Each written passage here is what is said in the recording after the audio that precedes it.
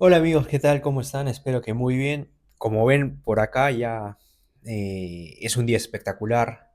Ya se va haciendo un poquito el verano acá en Lima. Y si es un día espectacular hay que hablar de Melgar. Y uno de los videos que constantemente me han pedido que hable es uno acerca de los fichajes, ¿no? Evaluemos los fichajes que ha hecho Fútbol Club Melgar en este año o para esta temporada, ¿no? Porque algunos llegaron incluso antes que termine el 2024. Entonces, el formato de video lo voy a explicar a continuación. Vamos a tener todos los fichajes, viene todo.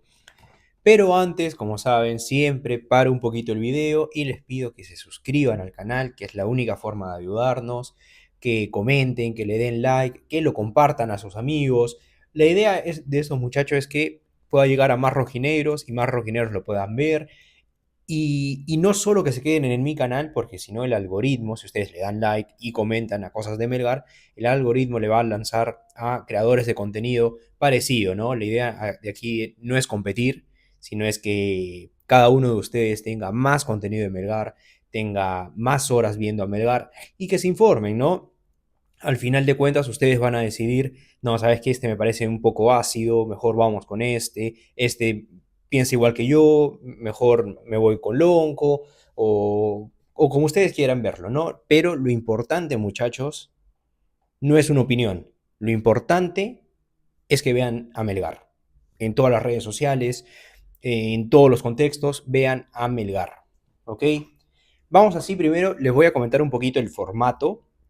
Lo que hice fue categorizar los fichajes, ¿no? Porque a mí me parece que no es lógico poner a, por ejemplo, colocar a Percy Lisa con Gregorio Rodríguez. Me parece que llegan en contextos diferentes, ¿no? Es como comparar a un practicante con el jefe. Contratan a dos al mismo tiempo y dicen, no, vota al practicante porque no da resultados. Pero espera, el practicante no tiene que dar resultados. El practicante debe aprender.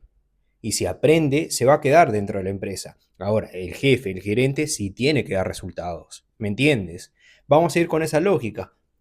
Porque si un jugador llega para ser suplente, no lo puedes comparar con alguien que costó, no sé, $1 millón y no dio resultado. Entonces, voy a dividirlo en tres categorías.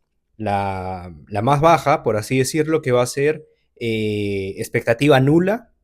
Luego la segunda, que es ni fu ni fa, no se esperaba nada del jugador. O se esperaba que rinda más o menos, ¿no? Un jugador normalito. Y la tercera era la expectativa máxima, en el que todos creíamos algo, ¿no? Y en esto de todos, vamos a decir así, es un promedio, ¿no? Entre los mensajes, los comentarios que se veían en redes sociales cuando llegó, para no hablar por todos, por así decirlo. Listo, ahora sí, empezamos primero, muchachos, por Piero Vivanco, porque Piero Vivanco es una categoría sola porque ni siquiera califica para nulo. Piero Vivanco nunca debió llegar a Melgar. Es un jugador que sus credenciales no le daban para llegar a Melgar. Y es más, se va en 6 meses. Muy pobre lo de Piero Vivanco. Y a mí me daría pena calificarlo. Porque el tipo no fue su culpa que llega a Melgar, sino la culpa es de quien lo trae. De quien le dice ponte la rojinegra y sales a jugar.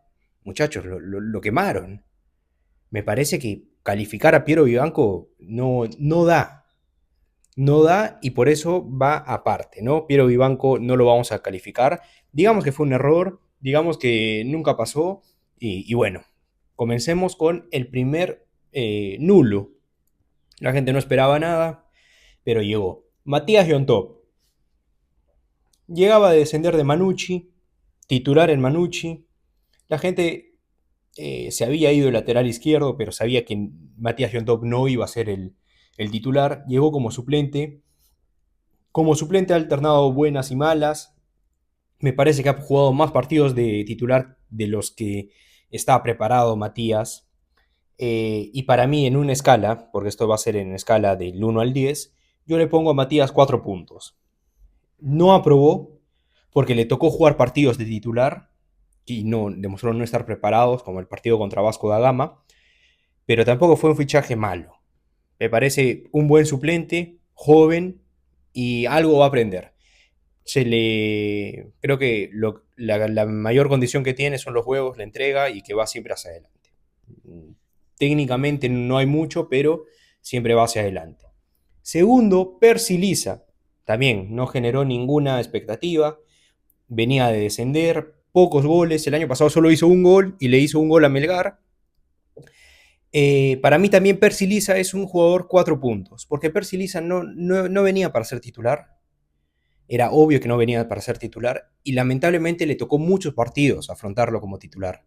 Entonces, eso es responsabilidad no de Percy, sino del equipo. Hay que tener más cuidado con eso. Y el último, para cerrar esta escala nula, es Leonel González. ¿Por qué digo que Leonel González es fichaje?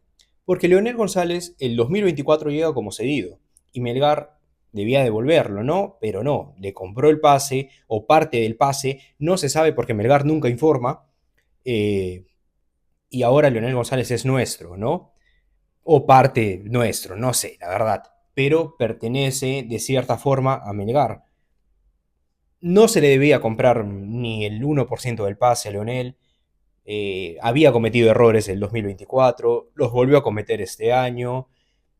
Totalmente innecesario que continúe Leonel González y por eso yo le pongo un 2 puntos. Hubo partidos que jugó bien, sí, juega bien un partido y se equivoca 8. No, no sirve. Vamos a la siguiente escala, muchachos, que es la escala ni fu ni fa. No generó expectativa máxima ni tampoco nula. Fue un, bueno, puede sumar, que es el primer caso de Barrios, ¿no? Central argentino, con cierto recorrido, ¿no? Jugó en Europa, jugó en Primera División Argentina, pero venía con un detalle ese de las investigaciones por las casas de apuesta, ¿no? Investigado, como digo, nunca fue, lo declararon culpable, ni mucho menos, ¿no? Solo o se corrió el rumor. Creo que no generaba expectativa por la edad, pero si traes un extranjero, muchachos, no puede ser una expectativa nula, salvo el caso de González, que ya lo conocías. A Barrios no lo conocíamos en el torneo local, y muchas veces nosotros sabemos que viene un argentino de la quinta división de Italia a Perú y es el rey. Entonces, por ahí podía jugar, ¿no? A Barrios yo le doy un punto, si bien ha podido jugar en varias zonas de la defensa, me parece que no cumplió. También creo que tiene contrato hasta 2026. Vamos a ver qué pasa con Barrios en los siguientes días. El siguiente es Guzmán, Lautaro, Brian Guzmán. Llegaba roto, llegaba lesionado, un jugador que había jugado en reserva, creo, en Argentina, tuvo minutos buenos en Arsenal, pero venía prácticamente con molestias. Llega a Melgar cedido, no lo compramos, no es nuestro, seguramente va a volver al club al que pertenece. Y para mí, Brian Guzmán es el primero que aprueba. 5 puntos. Para mí cumplió su rol, Brian Lautaro Guzmán. Entraba revulsivo, a veces cuando arrancaba no le iba tan bien, pero siempre de suplente te daba algo. Encaraba, iba hacia adelante, hacía un enganche, metía centros, algo. Para mí es el primer aprobado Guzmán en su rol de suplente. ¿Lo renovaría? No, porque no puedes traer un extranjero a que sea suplente. Basta. Hay que elevar la vara. Nicolás Coagliata, lo pongo como ni fu ni fa, venía de pertenecer a un equipo de reserva de Grecia, al PAOK B, no al PAOK A, sino al PAOK B. Ya 26 años, muy pocos minutos en Argentina, por eso no le compran el pase. Y lo que ha demostrado Coagliata, a ver, ¿qué les puedo decir? Ya todos lo sabemos. Es el segundo aprobado. Nicolás Coagliata, yo le pongo a Coagliata por lo que esperaba y por lo que hizo, 9 puntos. Y por el tiempo que estuvo, 9 puntos Nicolás Coagliata, no hay mucho que decir. El siguiente es Johnny Vidales. Hay algunos que también está muy bien si lo consideran así, tenían una expectativa máxima en Johnny. Yo creo que la expectativa era ni fu ni fa, porque Johnny ya venía de jugar en Melgar, no tuvo bien, no le fue bien, no tuvo éxito y por eso se va. Pero venía de ser goleador en ADT, venía de jugar bien, entonces yo a Johnny Vidales y porque lo han puesto de extremo y no lo han puesto en su lugar en el que estaba funcionando, le doy 8 puntos. Me parece que entró bien, pero no se esperaba tanto de él y la verdad terminó funcionando bastante bien. Vamos con Yamir de Rigo. Yamir de Rigo lo vendimos bien, lo volvimos a comprar un poquito caro a mi parecer. Yo le hubiera, cuando llegó, le tenía como que un rol más importante dentro del plantel, me parece que no lo tuvo. Eh, y por esto yo a Darrigo le pongo 6 puntos, 7 puntos su fichaje.